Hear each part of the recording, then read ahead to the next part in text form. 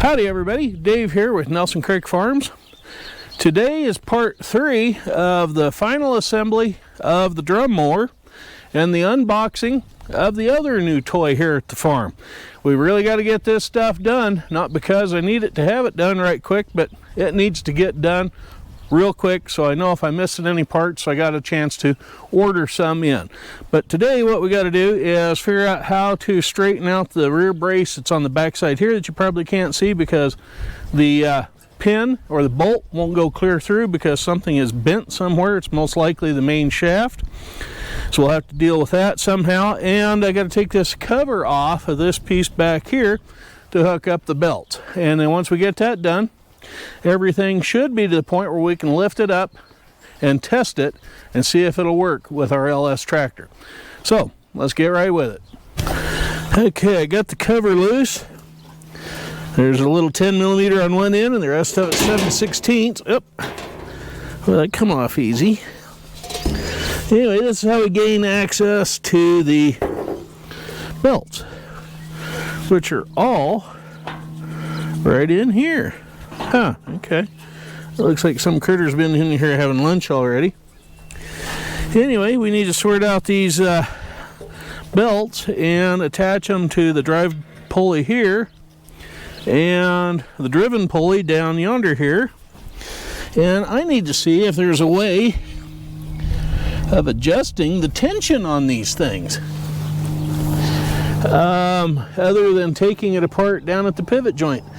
Doesn't appear that there is. And this tin cover needs to come loose and slide your way so I can get the belts in and around, I think, maybe not, around the drive gear here. So that's got a clutch in it. Hey, how about that? Alrighty, I was just playing around with this thing. There's this plunger right here behind that deal. Catches on a thing. But in playing with it, I noticed that it contracts with, or controls with this thing, and it slides one way or the other. This thing actually, that's actually the tension spring for the belt. Okay, I got the spring assembly off the top of that. It's sitting over here on right there. And if you push down on that, look what happened to the wheel. You know, there is all of the belts on. Yeah, I think so. Well, all 4 belts are on that pulley just fine. They're laying down in there. I know the sun isn't helping our videoing any today, but there's the 4 belts in there, and they're all around that pulley just fine, and they're all timed. Yeah. Anybody's been watching Pete over at Just a Few Acres Farms, he says you got to have them timed, so it's got to be right across from each other. Yeah, I think it's more of a joke, but you know, it is what it is. Let's see. There's the 2 washers that went on those studs on the inside of the panel. Get them back on there. Get this thing out of my pocket. Let's see. And here's the 2 washers for these studs over here.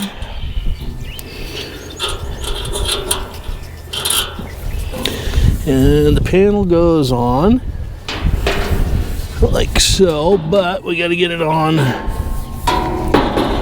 over that bolt sticking out here first. The one and only 10mm in the whole shooting match. Gotta get it on top. I guess I better put my fingers under that thing instead of in it. That might help. Okay, the tin cover's back on over the belt drive. Now we need to reassemble the, oh my heavens. Belts are that tight, they have tightened it up a little bit. So I'm going to have to argue a way to get that spring up that high or down that low onto that bolt. So yeah, if it ain't one thing, it's something else. But we'll get that, and we'll get that on, tightened up, we'll be good to go. I think before I get to monkeying around with the tensioner for the belt very much, I need to get this big bracket here that's hanging down attached to these two bolts. That's what draws up that pivot point there on the front, keeps everything tight in alignment. And this piece is part of the pivoting hinge assembly that attaches here. So we're going to get that put together next. I'm going to tell you right here and now, I should have taken the entire cover assembly off before putting on the belts. That would have made attaching this a lot easier. And it's really super fiddly because there is this, I don't know if you can see it, it's kind of a chrome piece right there. That is a big oversized washer to keep the heads of these bolts from dropping into some elongated holes that are in this half of the hinge assembly that runs across here to the other side. That piece is welded on in place right there. Yeah, it's welded on in there. This one you got to bolt on because that's what hooks that half of the mower to this half and the 3-point hitch.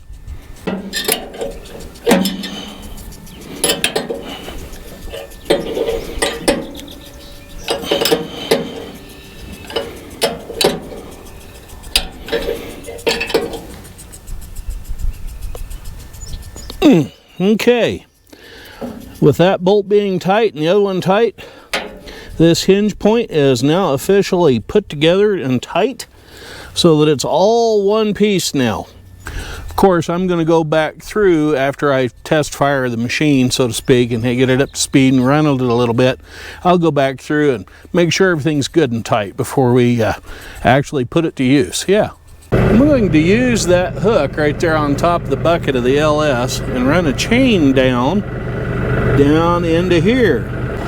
That's part of the tensioning arm and system down here. I'm going to hook that chain onto it, lift it a little bit, put some tension on those belts. That works. That bolt should come up through the top of that washer, and I can put on this little angle doodad, whatever it's supposed to do, and the nut. Yeah, then we'll be set here and ready to go on this end.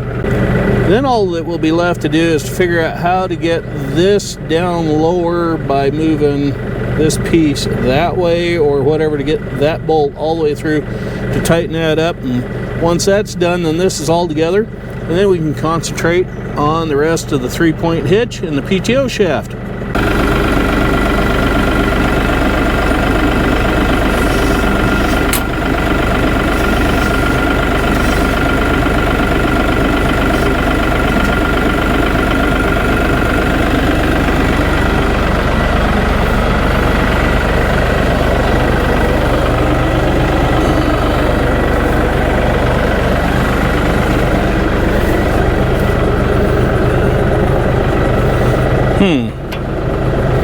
Well, that's getting closer to what I wanted to have happen. But yeah, we're still not enough weight on this end to get that to come up anymore. Well, that's right about where the bolt is with both of the spring cups off of it. So I think what I'll do is I will go to lunch and let that sit like that for a while. As you can see, I've got it chained right down here to the end of the lever for the tension deal.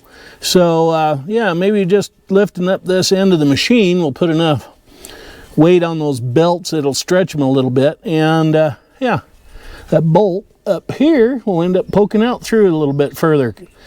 So what I'm going to do now is just go to lunch and let it sit out here, get warmed up a bit with some tension on it, and go to lunch.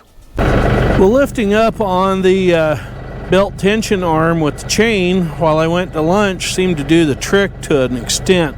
I do have the upper cup on upside down and the nut on to get some tension on the belt.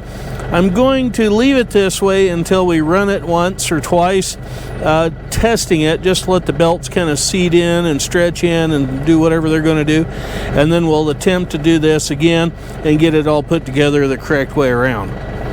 I guess you could say that's the lazy man's way of doing that, simply because I don't have a pulley tool or a spring compressor that would actually fit that and do this application and make it all happen. All right, I've got my grandfather's old adjustable C-clamp on there. I took a 1/2-inch drill bit on my drill and drilled out that hole, which was just a hair bit smaller, so whatever metric size that is, there was, that it's now 1/2 inch. And I'm just going to take a light claw hammer, tap that bolt through. Several reasons. I don't need it knocking the clamp loose when I really get after it. And I'm going to probably end up buggering up the threads as it comes through. So I really don't want to bugger them up too bad, not be able to get a nut on there. There we go. It's through. Okay, now we'll get the nut on there, tighten that up, then we can pick this thing up and test out the belts and put the mower teeth on it. Yeah, whoops, I meant to do that. Yeah. Okay, that's on good and tight. We've got the nylon locking nut on there with a couple of big, heavy, nice flat washers to help hold everything all together. So that is done. Next up is hooking this up to the tractor, see how we can get it hooked up, and then we'll have to work on the PTO shaft. Yeah, but for right now, I just want to see if we can pick it up and move it.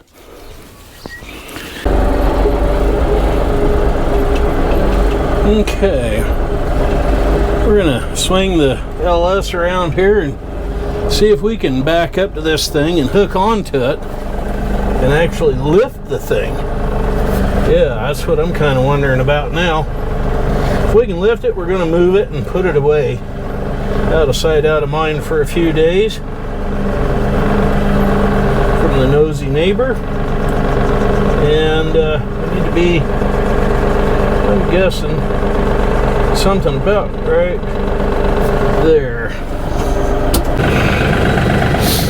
Now, you know what? It's getting late in the day, and I've discovered something on this tractor. Yeah, that's as low as the lifting arms go, and they're a good 3-4 inches above the pin level. Now, another thing I've found is that the lift arm ball joints on the ends that hook into the pins are category 2, which is 1 1/8, but yet the top link is category 1, which is 7/8. So I've got to see if I can find a category 1 to category 2 top link all in one piece to be able to go with just this mower. And these lifting arms have 2 positions in them, and they're in the top hole now, so if I undo the bolts, pardon me, I can lower it down. I can lower it down and maybe get to the right height to pick this thing up.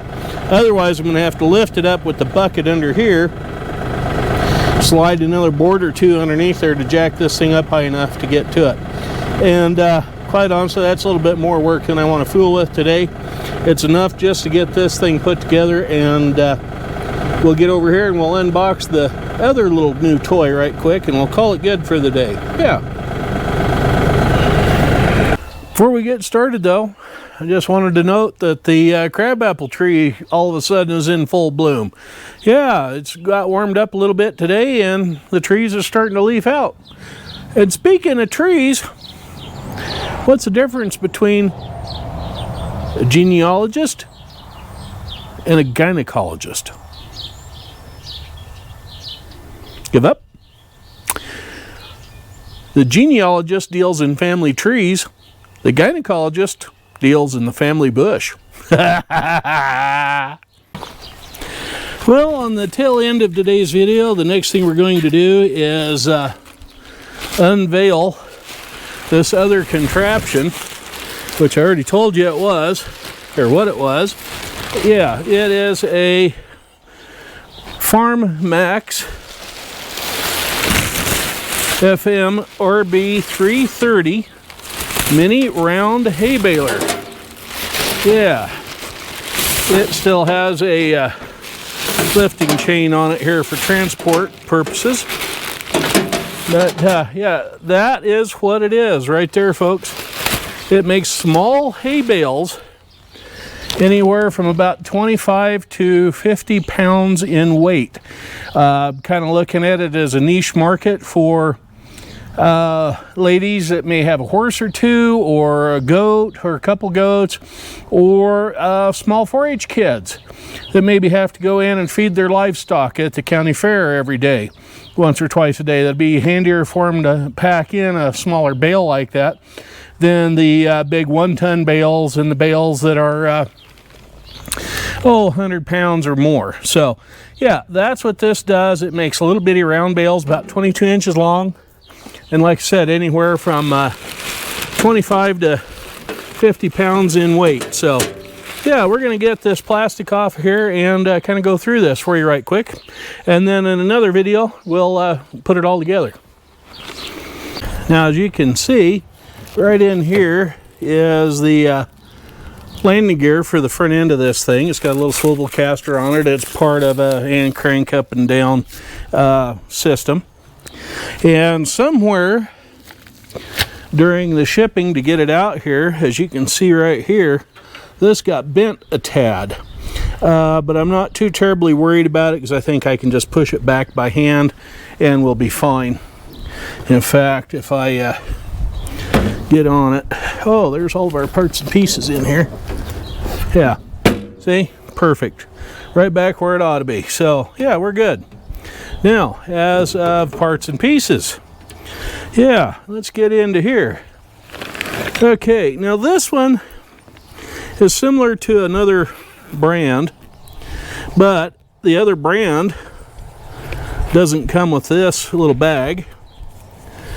And the Redlands owner's manual, how to put it together manual, how to maintain it in manual and whatnot.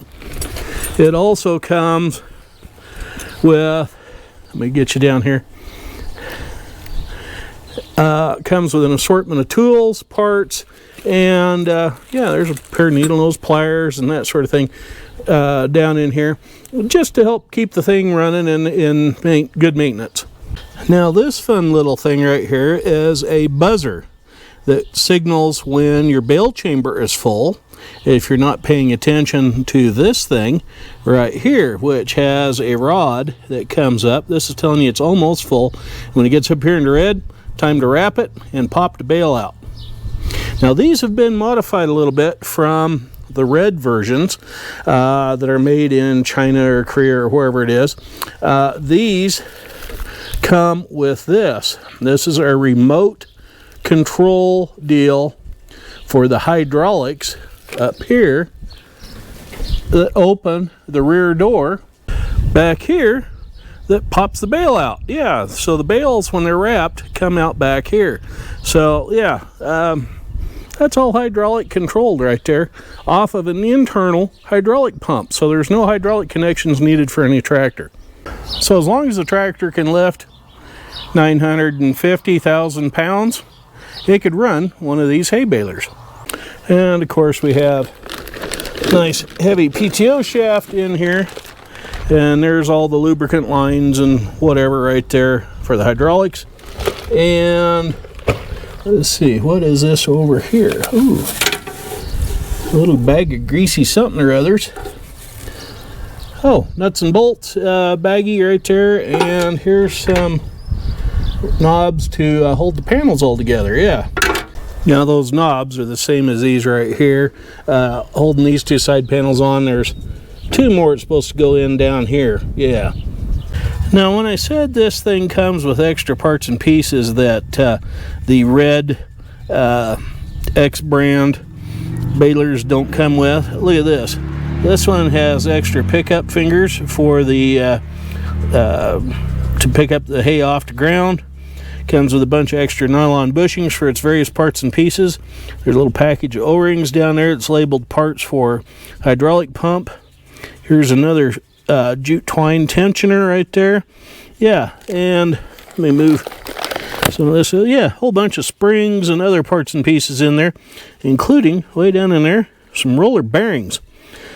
This particular baler sold for about $3,000 less than that Red X brand. And the Red X brand did not come with this extra repair kit, and it definitely did not come with that remote control to pop the bales out the back end of the thing. No, it was a manual rope pull. So yeah, a little bit of judicious shopping on my part. Came up with a nearly identical baler for less money, just as well made, if not better quality material, and yeah, a ton of extra parts. So this one isn't going to be too hard to put together, but we'll be doing that in another video. One thing that's kind of neat about this is they've strung some jute twine around all the wheels and parts and pieces in here, so you can see how it goes. Yeah, see, it comes through that tensioner right there, which is pretty much like on a small square baler, and around this wheel. That wheel tells it how many wraps it needs to do per however long. Goes through around that pulley and then into the arm that is up here. And you can see the twine runs along here, goes into this thing, and as this thing, as the thing gets full of hay and you want it to wrap, this thing will come up, dragging the twine across the bale and back down and cut, and then it'll drop back down in there and drop some more twine into the next bale when it's ready to do another bale. Now this chain in here is all the drive mechanism for the pickup header, which is down here, and the bale rollers is all contained right inside of there, along with the pickup. Yeah, so everything's right in there, nice and tight and tidy, just the way I like it, with no problems. That right there is the hydraulic pump for the cylinder at the top of the ejection door to kick the bales out the back end of the machine. Yeah, so all in all, pretty simple design in there. A lot of levers, a lot of linkages for adjustment, but there's no timing like there is with a small square baler with needles and knives and knotters. Around the front here we have category 2 and category 1 3-point hitch pins, so you could use either one. And same with up here, we have a category 1 pin in the top link there, but there's a hole for category 2 for a bigger tractor. This is the PTO shaft seal right there, the guard right there. Right here's where the landing gear goes in. It has just a pin that holds it. And down here, there's all the pickup bars. Yeah, just like a real hay baler. Now this spring-loaded bar right here kind of gives the round bales a flip when this door opens and swings up, and these rollers come out and they end up kicking out the bale that's in there that they just formed. And somewhere up in there, and I think you can kind of see it right there in the middle of the screen, that white thing that's kind of shiny, that's probably one of the 2 wheels that goes on this thing. Yeah, it actually sits on wheels right there on that little axle stub on that side, and one right there on that side. So we're going to have to get this thing off this pallet and onto the back of a tractor and get it unlocked from its transport position and all that, and get all the bolts pulled out that need to be removed and all the stuff that needs to be put in to get the back door here open so we can get the wheels out and put the wheels on the thing. But that will be in its own video on another day. Yeah, so while I'm laying here on the ground and can't get up, that's going to do it for today's video from Nelson Creek Farm. I'm Farmer Dave, wishing you all the best, and be careful and behave and be safe out there. And if you don't like dad jokes, well, sorry. Anyway, catch up with you later. Bye-bye for now. Oops, there goes my glasses. Oh.